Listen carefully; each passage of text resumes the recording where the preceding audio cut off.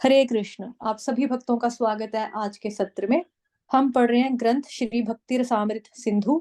आज हम इसका दूसरा अध्याय जो है भक्ति की प्राथमिक अवस्थाएं या साधना भक्ति, वो शुरू करेंगे। सत्र का शुभारंभ हम पहले श्री मंगलाचरण के साथ आरंभ करेंगे। ओम अज्ञानतिमिरान्धस्य ज्ञानाञ्जनशलाकया चक्षुरुन्मीलितं येन तस्मै श्रीगुरुवे नमः। श्रीचैतन्यनोभीष्टं स्थापितं येन भूतले स्वयं रूपः कदा इयं ददाति स्वपदान्तिकम्। देहि गुरुः श्रीयुतपदकमलं वैष्णवान्।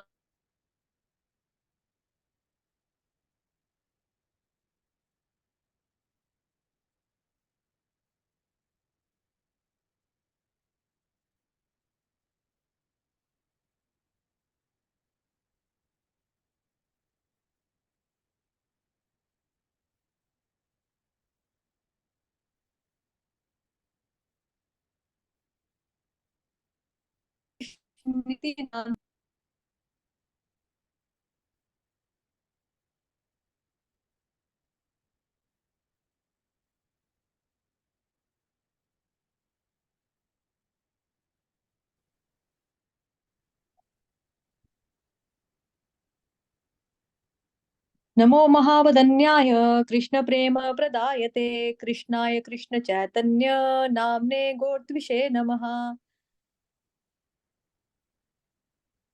हे कृष्ण करुणा सिंधो दीनबंधो जगतपते गोपेश गोपिका कांत श्री राधा कांत नमोस्तुते।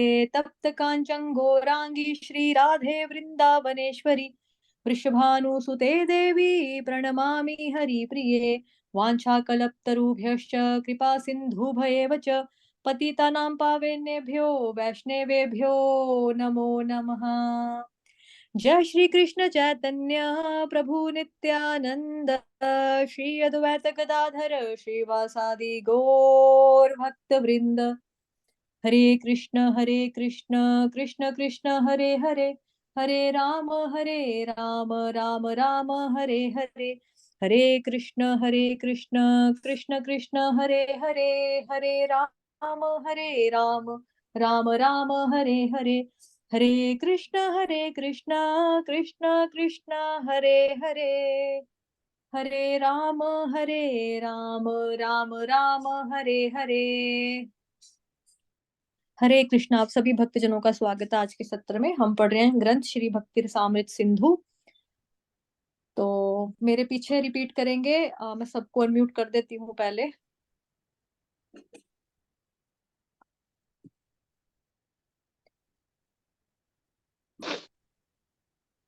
ये श्री धाम वृंदावन के षड गोस्वामियों को समर्पित है।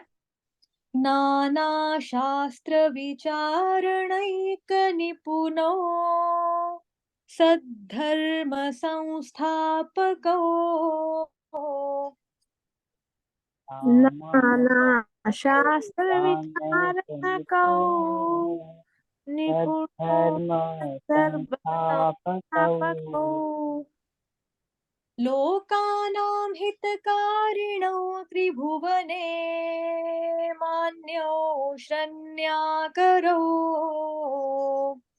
लोकनां हितकारिणो त्रिभुवने मौल्यो शरणाय करो। श्री राधा कृष्ण पदारविंद भजनानंदेन मत्तालिको श्री राधा कृष्ण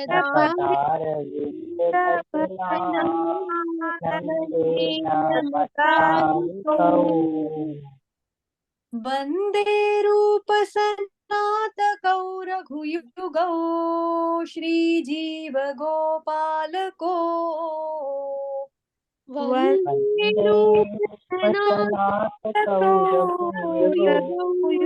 श्री जीव गोपालको। धन्यवाद आप सभी भक्तजनों का। मैं इसका अनुवाद पढ़ रही हूँ, आप लोग म्यूट कर लो। मैं श्री सनातन श्री रूप श्री रघुनाथ भट्ट श्री रघुनाथ दास, श्री गोपाल भट्ट तथा शील जीव, इन 6 गोस्वामियों को सादर प्रणाम करता हूँ। ये सभी सनातन धर्म की स्थापना करके जगत का रंजन करने के लिए शास्त्र विचार में निपुण है, इसलिए भी ये त्रिलोकी में मान्य है तथा सब प्रकार से शरण लेने योग्य हैं, क्योंकि गोपी भाव में निमग्न होकर श्री राधा कृष्ण की दिव्य सेवा में निरत हैं। हरे कृष्ण। तो आज हमारा सेकंड चैप्टर जो है वो स्टार्ट होना है। जिनके पास ओल्ड बुक है, यानी कि जो वर्जन आपको पीडीएफ में दिखाई दे रहा है वो पुराना है, 1970s का वर्जन है। उसमें अध्याय 2 का नाम जो है वो लिखा है साधन भक्ति। और जो लोग भक्ति शास्त्री का कोर्स कर रहे हैं, जिनके पास भक्ति रसामृत सिंधु ग्रंथ का हार्ड कॉपी नया वाला एडिशन है, उनकी बुक पे इस चैप्टर का नाम लिखा हुआ है भक्ति की प्राथमिक अवस्थाएं। भक्ति की प्राथमिक अवस्थाएं। तो आज हमने यही पढ़ना है, साधन भक्ति के बारे में है ये। थोड़ा सा पहले देखते हैं। श्रील रूप गोस्वामी ने भक्ति रसामृत सिंधु में भक्ति की 3 श्रेणियों का वर्णन किया है, साधन भक्ति, भाव भक्ति तथा प्रेमा भक्ति। इनमें से प्रत्येक के अनेक उपभेद हैं। सामान्यतः साधन भक्ति में 2 विशेषताएं हैं, भाव भक्ति में 4 विशेषताएं हैं तथा प्रेमा भक्ति में 6 विशेषताएं हैं। श्री रूप गोस्वामी क्रमशः इन सब का विवेचन करेंगे।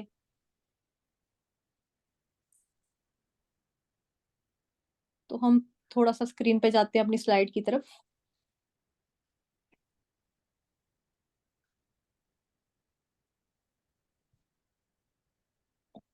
ठीक है।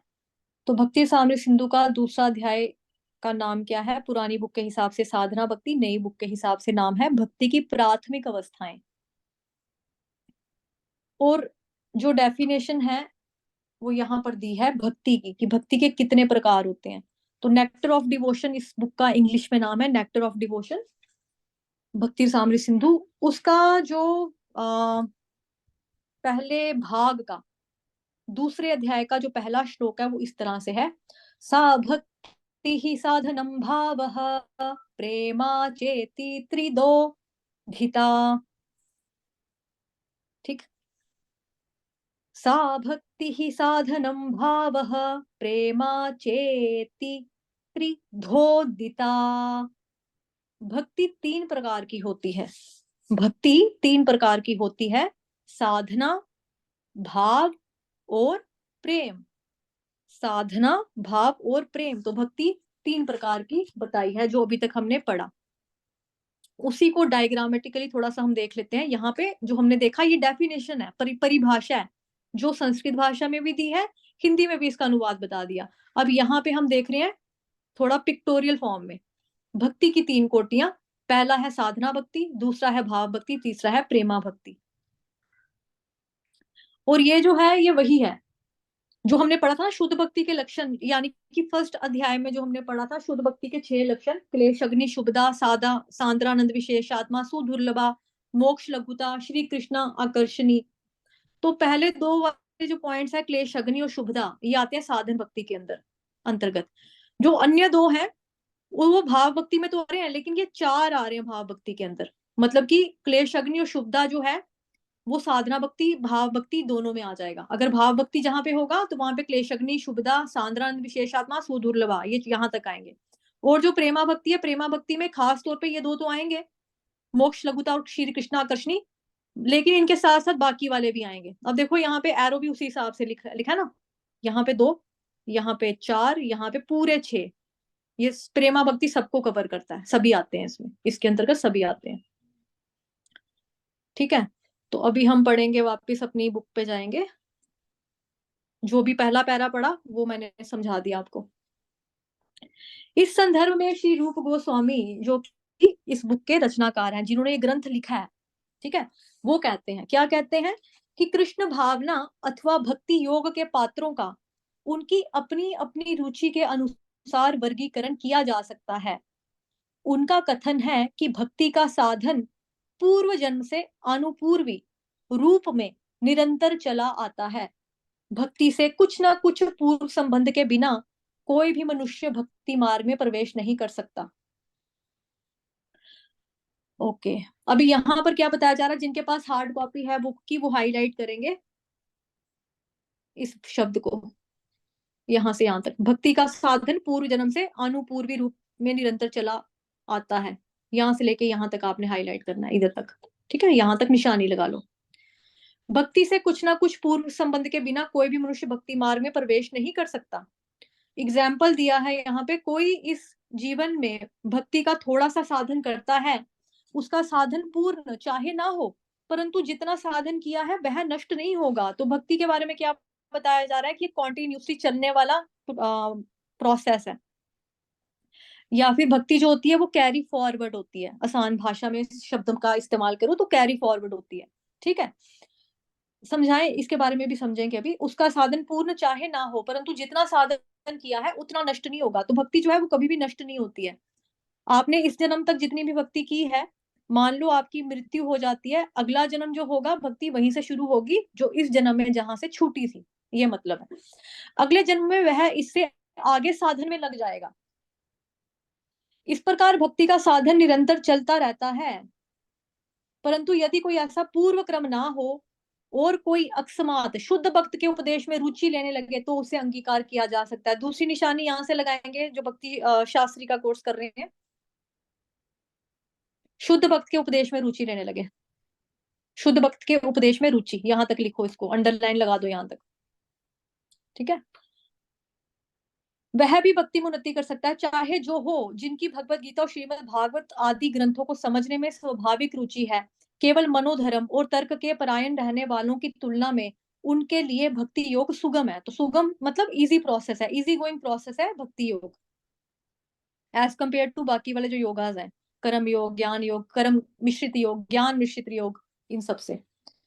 तो इसमें जो भी हमने पैराग्राफ पढ़ा उसमें हमें क्या पता लगता है कि जो भक्ति है वो सतत प्रक्रिया है। सतत का मतलब होता है कॉन्टिन्यूसली चलने वाला प्रोसेस है, ये कभी रुकती नहीं है।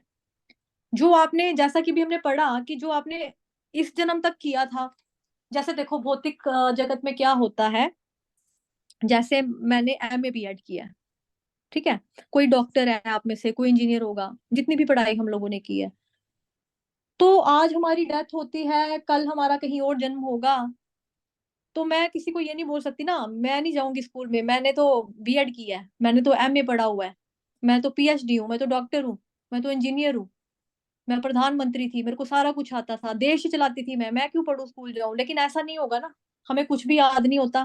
प्लस अगर किसी को अहंकार, मन बुद्धि अहंकार जो होता है किसी का इतना स्ट्रांग होता भी है कि किसी को कुछ चीजें याद भी रहती हैं पास्ट लाइफ की, पुराने जन्मों की, लेकिन फिर भी स्कूल तो उसको जाना पड़ता है ना। तो हमें स्टार्ट कहाँ से करनी पड़ती है भौतिक पढ़ाई, वापिस हर जन्म में ABC 1 2 3 क ख ग से। लेकिन भक्ति जो है वो उसका टोटली उल्टा है, अपोजिट है।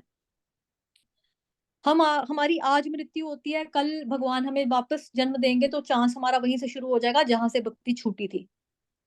मान लो कि मैंने 1 करोड़ जप कर लिया अपना पूरा, जप संख्या मैंने 1 करोड़ हरे कृष्ण महामंत्र की पूरी कर ली हुई है, लेकिन अगला जन्म जो है वो मेरा वापस होता है क्योंकि कुछ 4 ही माला मेरी बची थी, तो भगवान मुझे वो मौका देंगे कि 4 माला मैं करूं। अब वो मेरे ऊपर है, 4 माला करने की अक्ल मुझे कब आती है, 4 साल की एज में आती है, 40 साल की एज में आती है, 14 साल की एज में आती है, 90 में जाकर कोई मेरे को बोलता है माता जी बड़े बुढ़े हो गए अब तो कर लो।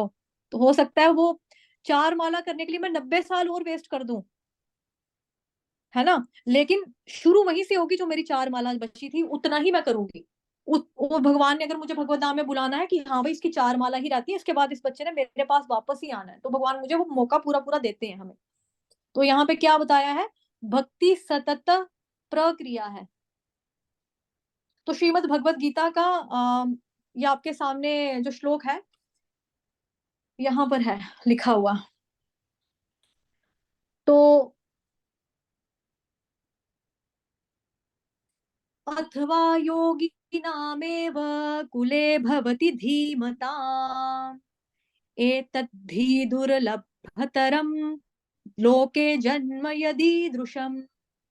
अथवा यदि दीर्घ काल तक योग करने के बाद असफल रहे, वह ऐसे योगियों के कुल में जन्म लेता है जो अति बुद्धिमान है, निश्चय ही इस संसार में ऐसा जन्म दुर्लभ है, ठीक है। फिर उसके बाद यहाँ पर लिखा है श्लोक संख्या 43 छठे अध्याय का ही। तत्र तं बुद्धि संयोग लभते पौर्व देहिकम यतते च ततो भूयः संसिद्धो कुरुनंदन। हे कुरुनंदन, ऐसा जन्म पाकर वह अपने पूर्व जन्म की दैवी चेतना को पुनः प्राप्त करता है और पुनः सफलता प्राप्त करने के उद्देश्य से वह आगे उन्नति करने का प्रयास करता है। तो भगवान ने देखो 6वें अध्याय के जो 42 श्लोक है, जो ये वाला पढ़ा हमने अभी, ये वाला, ठीक है, ये वाला जो श्लोक पढ़ा मैं हाईलाइट कर देती हूँ, इसका जो मीनिंग पढ़ा हमने, अर्थ। इसमें भगवान ने बताया है कि जिसने भक्ति की लेकिन उसकी भक्ति कंप्लीट नहीं हो पाई, बच गई है थोड़ी सी, तो फिर क्या करते हैं भगवान, कहते हैं फिर मैं उसको वैष्णवों के घर परिवार में जन्म दे देता हूँ, जो कि दुर्लभ है। क्योंकि वैष्णव के घर में जन्म लेना, अगर आपने ले लिया है किसी वैष्णव के घर में जन्म, तो वो दुर्लभ है। आप अपने आप को खुशकिस्मत समझो कि आपको मिल गया। फिर उसके साथ आगे क्या होता है वो श्लोक में कंटिन्यू करते हैं, भगवान बताते हैं क्योंकि भक्ति पूर्व जन्म की है, तो पूर्व जन्म का अभ्यास है। तो भगवान के जो भक्त होते हैं, तो भगवान भक्त के जीवन में ऐसी सिचुएशंस बनाते हैं। भगवान क्या करते हैं, अपने भक्तों की जिंदगी में ऐसे हालात बना देते हैं जहां पर वो भक्तों से मिल जाते हैं, कनेक्ट हो जाते हैं, जुड़ जाते हैं, कनेक्शन हो जाता है उनका भक्तों के साथ।